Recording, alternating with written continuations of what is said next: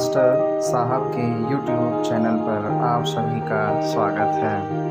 आप सभी से अनुरोध है कि चैनल को सब्सक्राइब करें, लाइक करें, कमेंट करें और सबसे पहले नोटिफिकेशन पाने के लिए बेल आइकन पर दबाना न भूलें। तो आइए वीडियो को शुरू करते हैं। नमस्कार शिक्षक साथियों, आज की इस वीडियो में हम बात करने वाले हैं प्रेरणा पोर्टल के आधार पर विद्यालय का नामांकन रजिस्टर कैसे बनाएं। जी हाँ, बिल्कुल सही सुना आपने कि प्रेरणा पोर्टल के आधार पर विद्यालय का नामांकन रजिस्टर क्या बनाएं।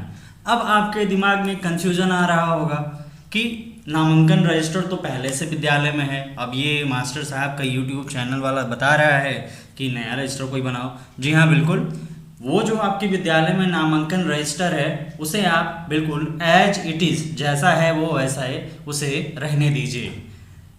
अक्सर होता क्या है कि गार्जियन हमारे पास एडमिशन के लिए आते हैं, हम एडमिशन तो कर लेते हैं पुराने पद्धति पे, जैसे उनका नाम ले लिया, जन्म तिथि ले लिया, माता का नाम ले लिया, पिता का नाम ले लिया और किस कक्षा में हम एडमिशन कर रहे हैं ले लिया और लिख दिया और खुश हो गए कि जी हाँ हमारा ये एडमिशन हो गया।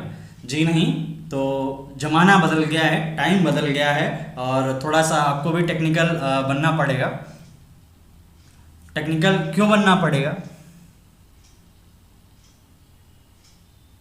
टेक्निकल इसलिए बनना पड़ेगा कि अब आप काम कर रहे हैं प्रेरणा पोर्टल पे, और प्रेरणा पोर्टल से जुड़ी हुई हर एक खबर के लिए मेरे चैनल को सब्सक्राइब करें ताकि हर एक खबर आपके पास पहुंचे सबसे पहले।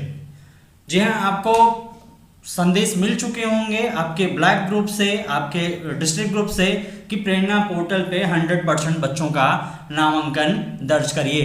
आज के टाइम पे जो भी सुविधा, या वो कंपोजिट ग्रांट हो, या वो ड्रेस हो, या वो स्वेटर हो, किसी का भी पैसा आपके प्रेरणा पोर्टल पे नामांकन के आधार पे जारी किया जाता है। यानी आपके विद्यालय का जो भी पैसा आपको आवंटित होता है वो प्रेरणा पोर्टल के पे रजिस्टर्ड बच्चों के हिसाब से ही होता है। तो प्रेरणा पोर्टल पे हमें रजिस्ट्रेशन करना बहुत अनिवार्य है। मैं इससे पहले की वीडियो में बता चुका हूँ कि कैसे हमें प्रेरणा पोर्टल पे अपने विद्यालय के बच्चों का रजिस्ट्रेशन करना है। आप मेरे प्लेलिस्ट में जाके चेक करके देख सकते हैं उस वीडियो को, और अगर ना समझ में आए तो यहाँ भी आप कमेंट करके बता सकते हैं। मैं फिर से आपको बता दूंगा कि कैसे आपको प्रेरणा पोर्टल पे बच्चों का रजिस्ट्रेशन करना है। तो अब बात यह आती है कि जब हम प्रेरणा पोर्टल पर रजिस्ट्रेशन करने जाते हैं तो वो एक फॉर्मेट में हमसे इंफॉर्मेशन को मांगता है, जानकारी को मांगता है, और जब हम करने बैठते हैं तो हमारे पास आधी अधूरी अधूरी जानकारी को वो पोर्टल तो सेव करेगा नहीं। जी हाँ, सेव तो करेगा नहीं, और जब सेव नहीं होगा तो हमारा नामांकन प्रेरणा पोर्टल पे नहीं हो पाएगा। फिर हम अब उस गार्जियन को ढूंढें, उस बच्चे को बुलाएं, तो वो गार्जियन 3 दिन 4 दिन 2 दिन जब उसको फुर्सत मिलेगी तो वो आके आपको लाके वो दस्तावेज उपलब्ध कराएगा, तब जाके आपका काम हो पाएगा। तो जी हाँ, आपको बिल्कुल अब ऐसा नहीं करना है।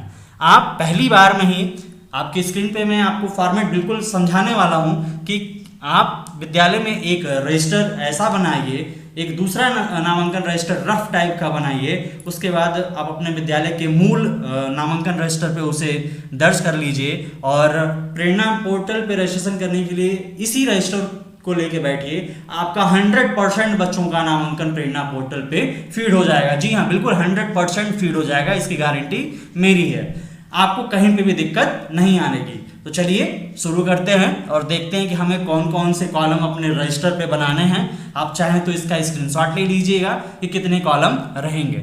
इसमें 3 सेक्शन बनाए गए हैं। पहला तो है हमारा स्टूडेंट इंफॉर्मेशन का सेक्शन, दूसरा है गार्जियन इंफॉर्मेशन और तीसरा है अदर इंफॉर्मेशन। ये 3 सेक्शन है। तो सबसे पहला हमारा स्टूडेंट इंफॉर्मेशन में सबसे पहला कॉलम है वह है सीरियल नंबर। सीरियल नंबर के यहाँ मतलब 1 2 3 4 5 6 7 8 से नहीं है। एसआर नंबर इसको हम कहेंगे, एसआर नंबर यानी प्रवेशांक। विद्यालय के नामांकन रजिस्टर के आधार पर बच्चे का जो भी प्रवेशांक है वो प्रवेशांक।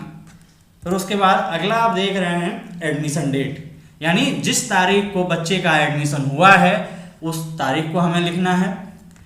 उसके बाद स्टूडेंट नेम में 3 कॉलम आपके बनेंगे। पहला बनेगा आपका फर्स्ट नेम, मिडिल नेम और लास्ट नेम।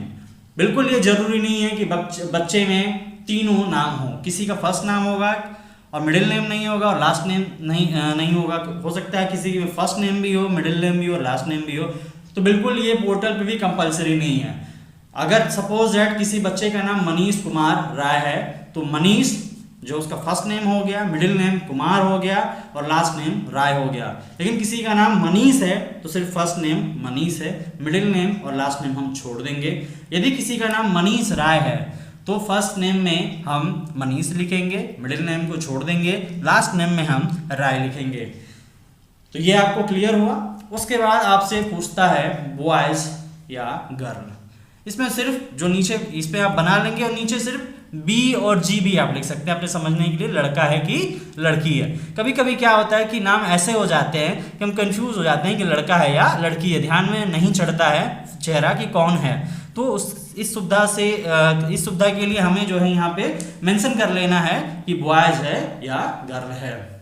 फिर यहाँ पे दे रहा है स्टूडेंट आधार अवेलेबल, यस नो, यानी क्या छात्र का आधार उपलब्ध है।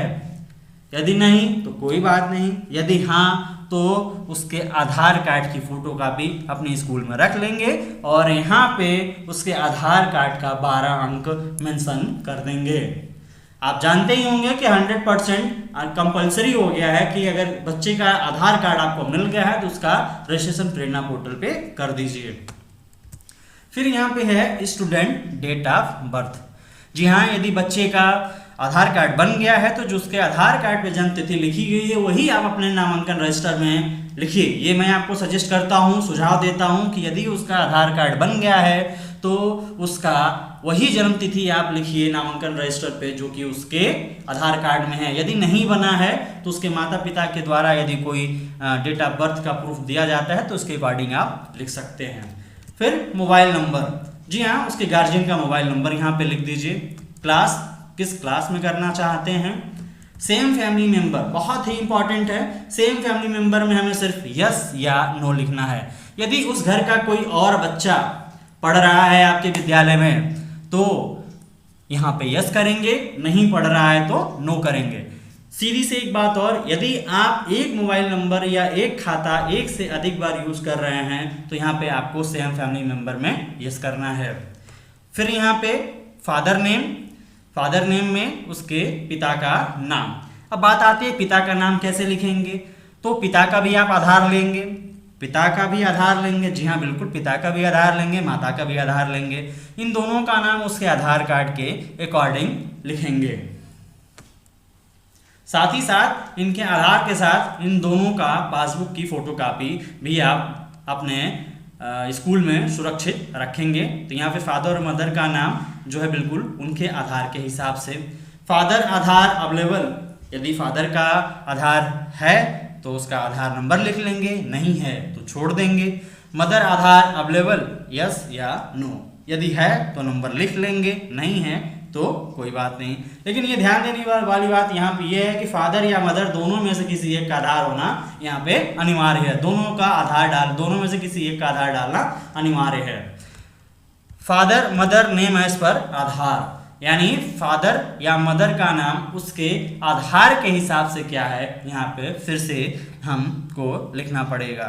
रिलीजन उसका क्या है, यानी उसका धर्म क्या है, हिंदू है, मुस्लिम है, सिख है, ईसाई है, जो भी है वो यहाँ पे हम मेंशन कर देंगे। राशन कार्ड टाइप, वो एपीएल कार्ड धारक है, बीपीएल कार्ड धारक है, पात्र गृहस्थी है, जो भी है उससे आप एडमिशन करते समय आप उसके राशन कार्ड की फोटोकॉपी भी ले लेंगे। कैटेगरी जनरल है, ओबीसी है, एससी है, एसटी है, जो भी है आप यहाँ पे मेंशन कर देंगे। इच CWSN स्टूडेंट, क्या वो दिव्यांग है, क्या वो चाइल्ड विद स्पेशल नीड है, यहाँ पे सिर्फ आपको यस नो लिखना है। तो शिक्षक साथियों, मेरा दावा है यदि आप इस प्रारूप पे अपने विद्यालय का नामांकन करते हैं तो प्रेरणा पोर्टल पर फीडिंग करते समय आपको कोई भी समस्या नहीं आएगी।